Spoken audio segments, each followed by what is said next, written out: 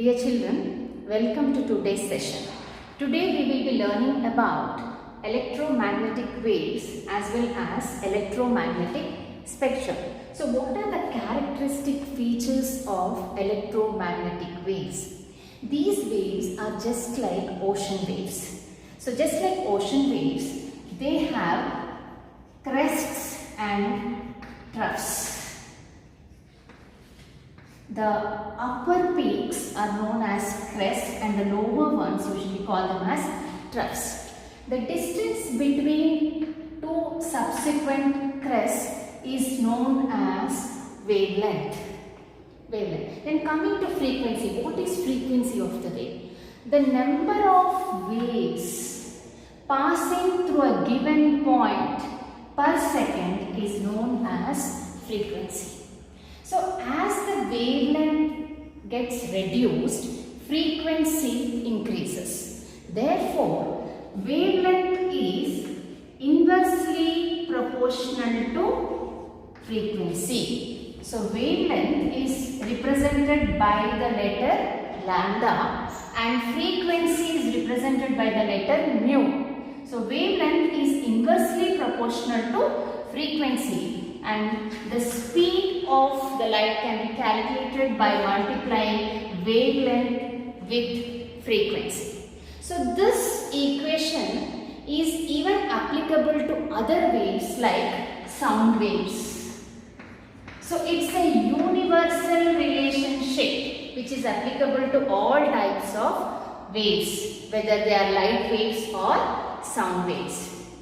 Now, coming to the electromagnetic spectrum.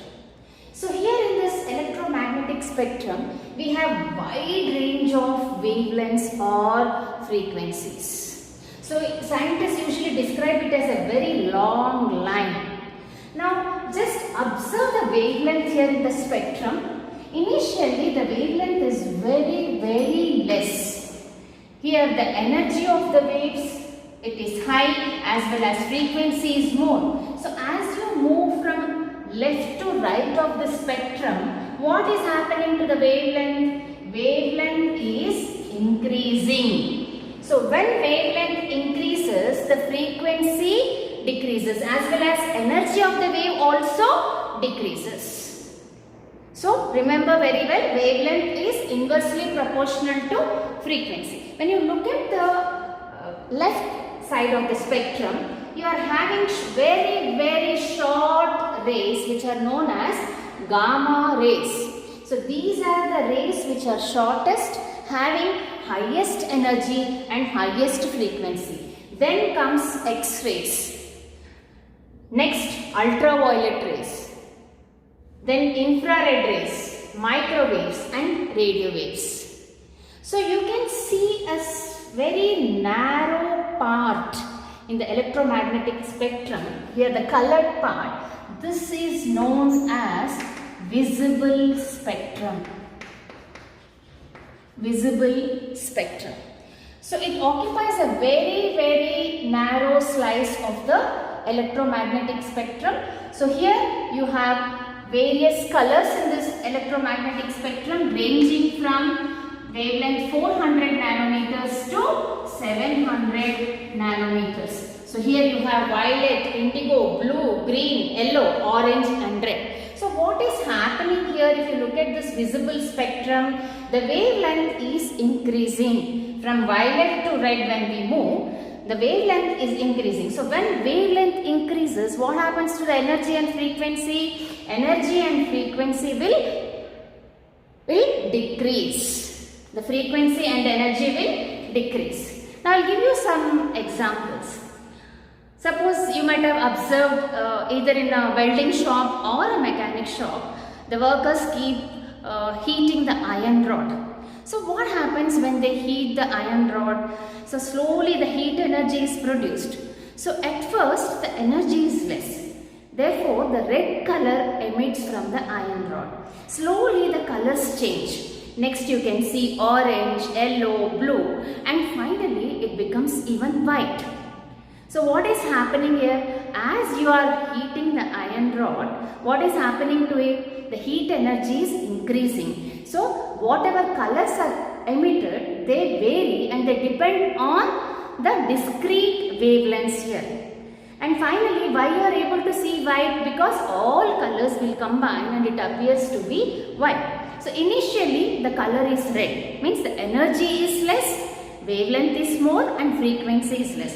Slowly as we are heating the iron rod, what is happening? The energy increases, therefore the wavelength decreases and frequency increases, therefore the colors keep changing. And finally, most of the time we find red color when we heat iron rods. The reason is the intensity of red color is very high, therefore it dominates other colors.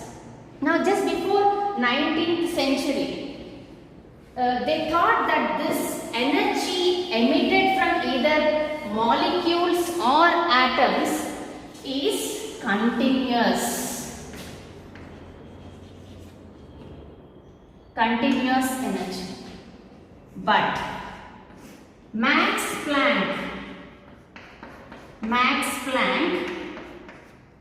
he broke this continuous energy theory and he has proposed quantum theory.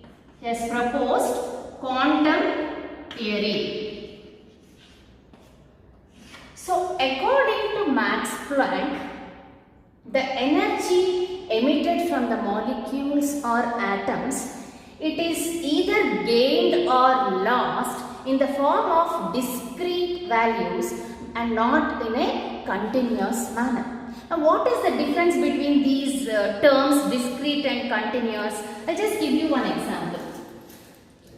So I have some coins here. Now these coins, the variable is discrete. Why discrete? Because we can count the coins 1, 2, 3, 4, 5, 6, 7, 8, 9, 10. So this is a discrete variable. Whereas when I take a glass of water, this is not a discrete variable and it flows continuously. So this is the difference between discrete variable and continuous. I'll give you some more examples. In a classroom, we have around 30 students.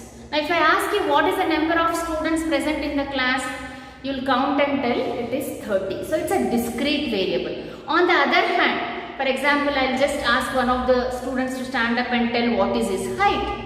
Then height is not countable, it is a measurable variable. So that is the difference between discrete values and continuous values. So you can even compare discrete with steps and continuous values with a ramp. So that is the difference between discrete and continuous. So Max Planck, he broke this continuous theory and he has put forward quantum theory, which states that the energy either absorbed or emitted from any molecule or atom, it is in discrete quantities but not continuous. This is a very important point which you have to remember very well. Now, most of you enjoy burning crackers during Diwali time, right? Will you? Yes. So, you might have observed different colored flames when you burn crackers. So, why so many different types of colors you are able to see? Have you ever thought of it, how these different colors are getting emitted from the crackers?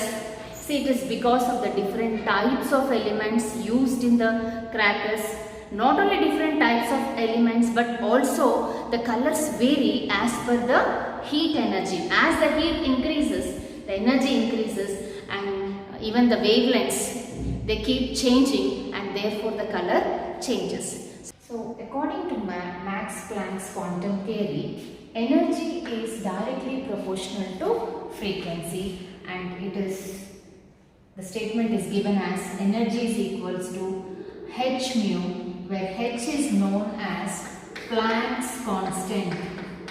It's known as Planck's constant and its value is 6.626 into 10 to the power of minus 34 joules second.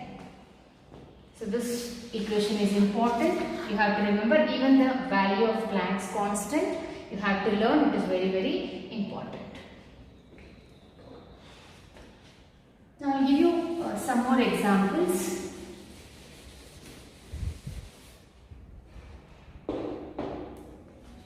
Of how different colors are emitted from different elements. Let us take few examples like cupric chloride and strontium chloride. So we have to take this chemical in a watch glass and add hydrochloric acid, prepare a paste of it, then put it on the platinum loop and heat it on the non-luminous flame. So which color is observed when you heat cupric chloride with HCl? You can see the emission of green color. Same activity must be repeated with this chemical, strontium chloride. So you have to take it in a watch glass, add hydrochloric acid, heat it on the flame on the platinum loop and observe the color, which color is emitted. So here you can see the emission of crimson red color, and you might have all observed street lights when you go in the night. So street lights are usually yellow in color. So why they are yellow in color? Which element is used in street lights? It is nothing but sodium. So sodium emits characteristic yellow color. So what do we notice? We are using all the chemicals. We are heating all the chemicals using the same flame, non-luminous flame. But we can see the emission of different colors, green, red and yellow. So why so? What do we understand by these activities? We understand that different elements, they emit different colors. So these colors are correlated with the discrete wavelengths of particular element, and these discrete wavelengths are known as line spectra or singular line spectrum. So this line spectrum, it helps us in identifying the atoms, just like how fingerprints are useful in identifying people.